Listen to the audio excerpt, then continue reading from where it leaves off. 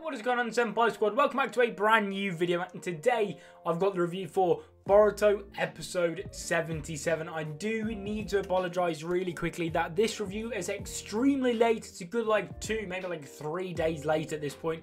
I really do apologise. It probably should have been up on Sunday. It easily could have been up on Sunday, but for some reason I've left it until now. But saying that, this episode was actually one of my favourites so far, which is really odd, because when you look back at some of the other episodes in this arc, mainly episodes 74 and 75, I didn't think this arc would be of enough quality to constitute me actually having one of the episodes rank in probably my top 10 Boruto episodes. I don't know what it was about it, just something in this episode worked.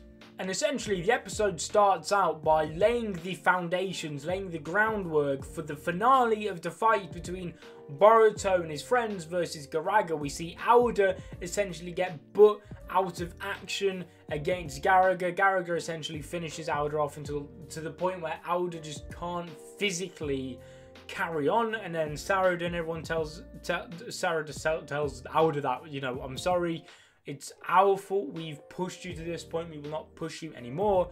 And then Garaga actually goes to his feeding ground to get the home advantage against Boruto. Now, this shows that, obviously, Garaga, for a start, has possibly actually come to the point where he's recognized the skill and ability and possibly the power of Boruto and his team, to the point where he needs to get away from Aoda and get the home advantage. And I mean, I think Aoda probably played a big role in him wanting to get the home advantage, because I don't think Boruto and his friends alone can take down Garaga without the help of Aoda. I think Garaga would have absolutely stomped them. Let's not lie there. Aoda was a huge asset in them actually being able to get Garaga to this point. But clearly, these aren't just like any old humans now to Garaga, because we know Garaga supposedly despises humans. Personally, I don't think he despises them. I think he's just been one huge tsundere, to be 100% honest. Garaga just seems like a massive tsundere to me. Personally,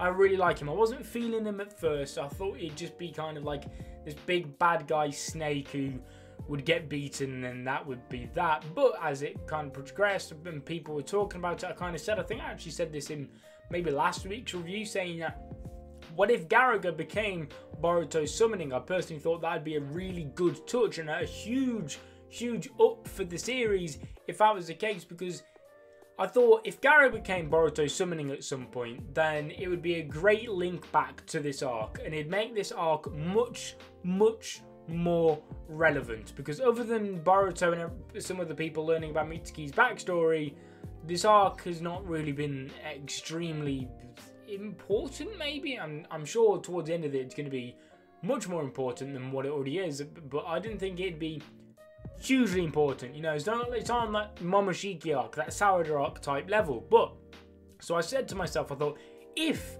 Garaga does at some point become Boruto's summoning, it would really help this arc later on down the line. I say that because I did not think a Garaga would become Boruto summoning in this episode. I didn't think it'd happen to quite a while down the line. Maybe like we're talking like time skip level, and then it'd be a nice little throwback to this arc. I did not think it'd happen in this arc, let alone this episode. And a ton of people are going nuts over Boruto getting a snake and not Sarada and whatnot. And maybe like some people talking about Mitsuki, I don't know. But personally, I really like the idea of Boruto having a snake. Personally, I want Sarada to have something different. I don't want her to have a slug. Something I do like, and shout out to my friend Different for this. She kind of pointed out something possible here. What if Sarada got a cat? That'd be quite interesting. There was a cat I think we saw at some point in the Naruto franchise. Like I said, shout out to Different for actually kind of pointing this out, because I don't remember it. But there was a cat who was actually a genjutsu specialist or something like that. So if Sarada had something along that line, personally, I think a genjutsu style cat would suit Sarada perfectly. Yuruto was also eventually found out to be the bad guy. That was over way quicker than I thought it'd be. I thought they'd maybe try and keep the suspense and the mystery going on with Yuruto, maybe a little bit longer, but no, it was introduced at like the halfway point of last episode, and this episode right at the beginning, it was just squashed, and Yuruto was killed. He was killed rest in peace, Boruto. Some character from a Shikamaru novel and some, I think maybe like filler episode of Shippuden, which I don't really remember him at all whatsoever. Brought back in Boruto under a Genjutsu as a bad guy, which I don't know. Personally, I did say this in my last week's review.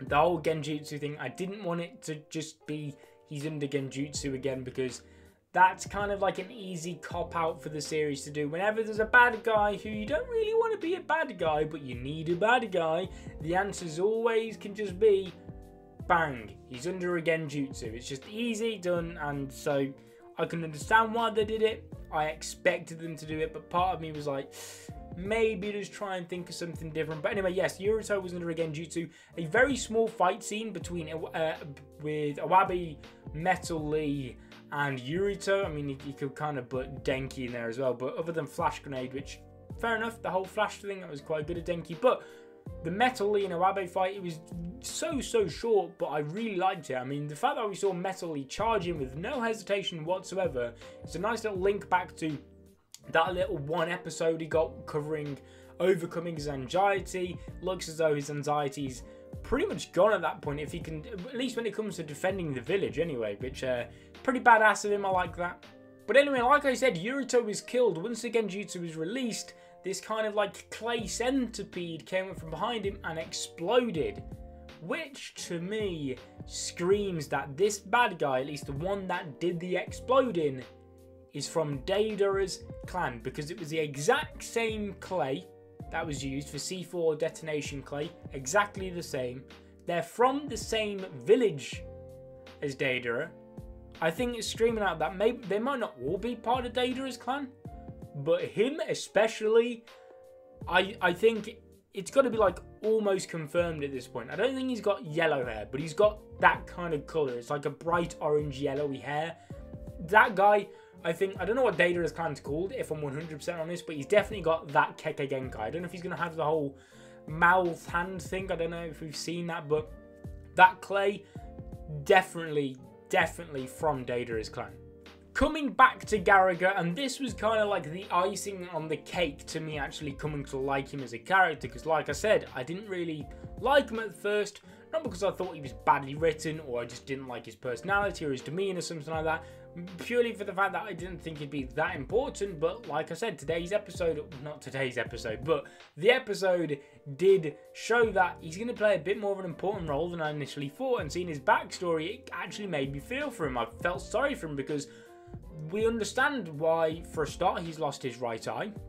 And we also understand why he's come to despise humans, because he was in a contract with a strong shinobi, and the shinobi essentially turned on Garaga. Garaga had he seemingly had fun with this guy, he got on with him, and he had a good relationship with humans. And then once he was betrayed by his summoner, his contractor, he essentially turned against humans, or at least shinobis, because he didn't trust them. He thought they were sly individuals. I also want to mention quickly who this contractor that Garaga was with could be, because I saw a lot of people talking about it on Twitter at the time, and that's the fact that he does slightly resemble that kid, the grandson that Inoki was talking about that apparently died, and it would kind of fit in with this story arc, because he's from that village, and, you know, he's smart, which is one of the things Garaga touched on and Inoki touched on, so there's a similarity they got. The hairstyle is pretty much the same to a certain extent. However, it does look as though Inoki's grandson had brown hair, although there's maybe a slight chance that that was maybe just a lighting effect, we don't know, so that could well be Inoki's grandson that's apparently dead. Part of me still does think he's going to come up at some point in this arc, just because I don't see what the point of mentioning him was otherwise. Another person people say this looked like, which honestly looks extremely similar, apart from the little brown tuft in the hair isn't on him, and that's, I don't know how you pronounce his name. His name is like Taizo. He basically was a friend of, I think it was Asura's, Indra or Asura. He was one of their friends, and that to me, I think it was Asura's friend, and that would be a very interesting throwback. I mean, we obviously had the throwback to Shippuden with Boruto in this arc, and the White Snake Sage and whatnot. We've thrown it way, way, way back by having Garaga linked to a friend of the Otsutskis. That'd be pretty wild. But like I said, for the most part, I thought this episode was extremely, extremely solid. It's probably up there within like my top 10, top 15. Honestly, I don't really have a top list. I mean, obviously, episode 65 tops that in that imaginary list of mine. It obviously tops it, but this episode surprised me. I think that's the word I can use the best. It was a surprising episode. I didn't expect it to be as good as it actually was, and I don't know if that's just because I actually went in with low expectations or if it actually was quite good, but for the most part, the reception it had on Twitter and whatnot was that it was a solid episode, and it really was. One little nitpick I got is the whole Chocho coming back from being stoned thing was translated horribly, and I don't mean as in like Crunchyroll translations. I just mean she was stoned, and in one scene she was talking again, and no one mentioned it. It's like, I mean, obviously, I think what happened was Garaga, once he was gone into a contract to Boruto, Garaga probably released Chocho. However, there was zero mention of that whatsoever, and it's just on screen. It was just, they did a terrible way of showcasing that. Also, we got to see the White Snake Sage's proper form, the one that we saw in Shippuden, which is, thank God, because when I saw her like that at the start of this arc, I think I went nuts, because I was like, what are you doing? Why have you turned this seemingly badass design into this old elder grand lady?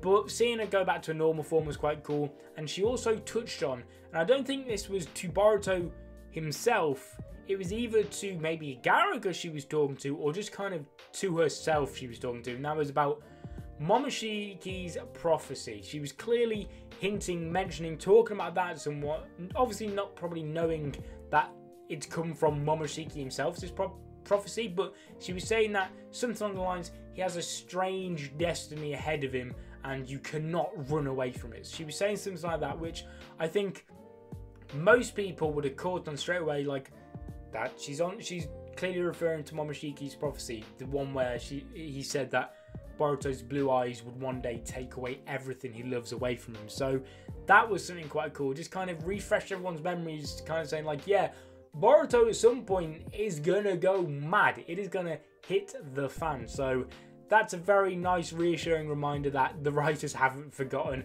about the direction the anime is meant to be going in. But guys, thank you so much for watching. Like I said, this episode, solid. And let me know in the comment section down below what you guys thought of it. I know, like I said, this review is pretty late. I do apologise. I also want to ask you guys what you think of this new setup. I've slightly changed my setup around. Personally, I really like it. Let's see what you guys think. Leave a like on the video if you enjoyed. Subscribe if you're not ready to become a member of the Senpai Squad. Almost messed up then yet again. I'll see you guys in another video. But until then, peace.